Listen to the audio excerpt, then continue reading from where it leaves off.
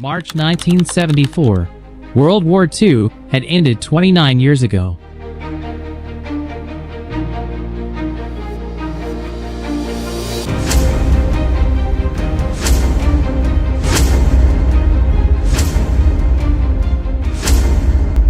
Peace and prosperity were everywhere.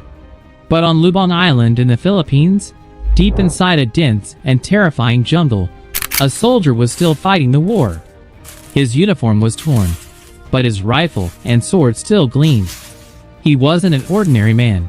He was an intelligence officer of the Japanese Imperial Army, still fighting against enemy forces nearly 3 decades after the war had officially ended. Imagine this. While the world was building cities, celebrating peace, and moving on from war, one man remained trapped in the past, alone in a jungle, fighting a battle that no longer existed.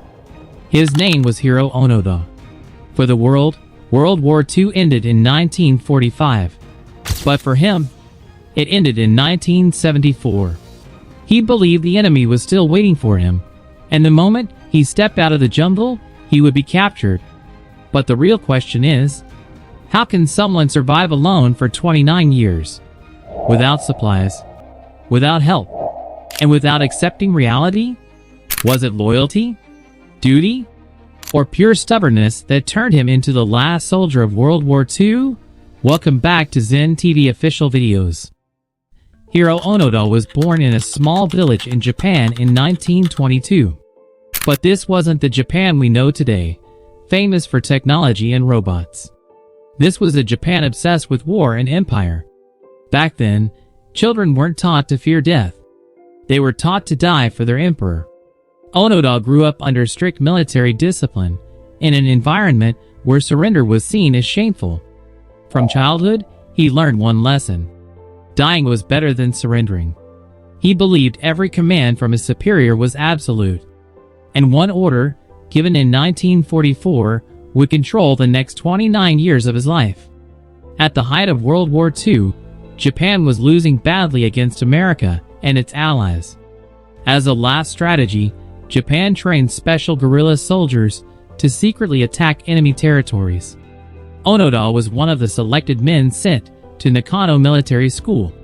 There he learned intelligence work, espionage, jungle survival, and surprise attacks.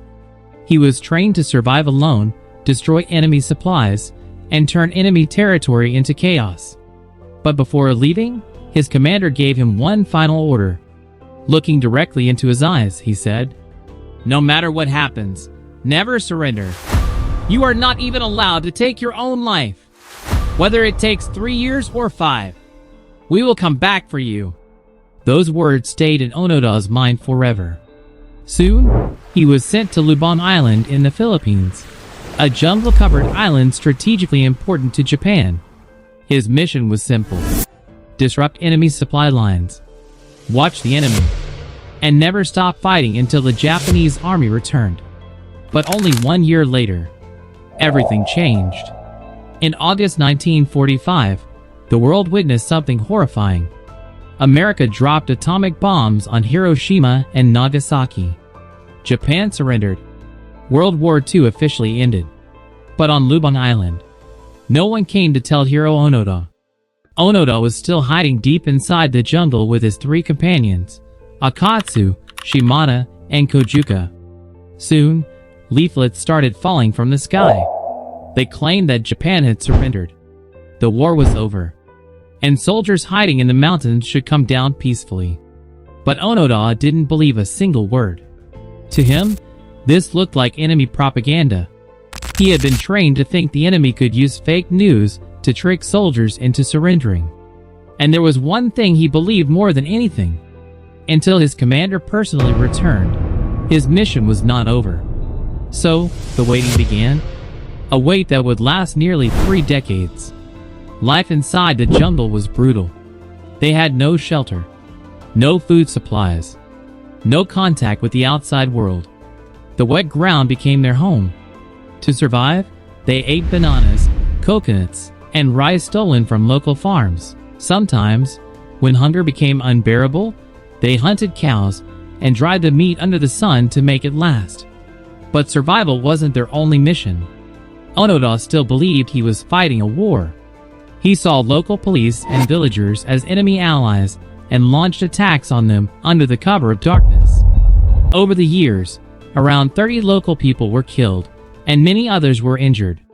Meanwhile, hope among his companions slowly began to fade. In 1949, Akatsu finally surrendered. In 1954, Shimada was killed during a police encounter. And in 1972, Kojuka, Onoda's last companion, was shot and killed. Now, after decades of fighting, Hiroo Onoda was completely alone.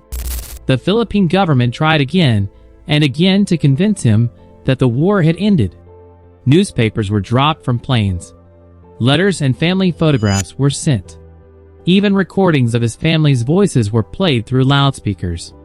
But Onoda rejected everything. He believed it was all an enemy trick. By now, he had become almost like a ghost story. Some believed he was already dead. Others thought his spirit haunted the island. Police search teams failed to find him again and again. But then, a surprising person appeared. Not a soldier. Not a military officer. Just a 24-year-old Japanese adventurer named Norio Suzuki. And strangely, he had only 3 goals in life. To see a panda, to see a yeti, and to find Hiroo Onoda. What happened next shocked everyone. Suzuki entered the Lubang jungle and found Onoda in just 4 days. On February 20th, 1974. After nearly 29 years of hiding, Norio Suzuki and Hiroo Onoda finally came face to face. At first, Onoda almost attacked him, but Suzuki calmly called out in Japanese, "Onoda-san, the Emperor and the people of Japan are worried about you." Suzuki explained that Japan had changed. The war had ended long ago, and the country had become peaceful and modern. But Onoda refused to believe him. He gave only one answer. "I will surrender only if my commanding officer personally gives me that order." Suzuki understood something important. This war wouldn't end with force. It would end with one command.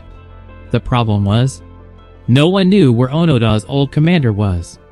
After a search, the Japanese government finally tracked him down. Major Taniguchi, the same officer who had given Onoda his orders nearly 29 years earlier, was now living an ordinary life. A special mission was arranged, and Major Taniguchi traveled to Lubang Island to finally end the mission he had started decades ago. When Onoda saw his commander, he immediately stood at attention and saluted. Then, Major Taniguchi took out an official document and read the words that changed everything. "Officer Onoda, Japan has lost the war. Your mission is over. Hand over your rifle and sword." At that moment, the war finally ended for Hiroo Onoda. The young soldier who had entered the jungle at age 22 was now 52 years old. He had spent nearly half his life fighting a war that had ended decades earlier. He had lost his youth, his friends, and the best years of his life. When Onoda returned to Japan, many people welcomed him as a hero. But Japan had changed completely. The country he once knew no longer existed. Technology, modern life, and Western culture had transformed everything. Onoda struggled to fit into this new world. The very next year, he left Japan and moved to Brazil. Years later, in 1996, he returned to Lubang Island, this time, not as a soldier, but as a man searching for peace. He donated money to local people and created a scholarship fund for families affected by the violence of those years.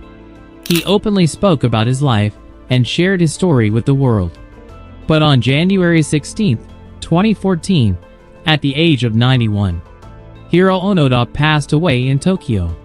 Japan may have lost World War II, but Hiroo Onoda became the soldier who fought the longest war of all, a war against time itself. Hopefully, you all enjoyed this video. Don't forget to like and share Zen TV Official. Thanks for watching. See you in the next amazing video.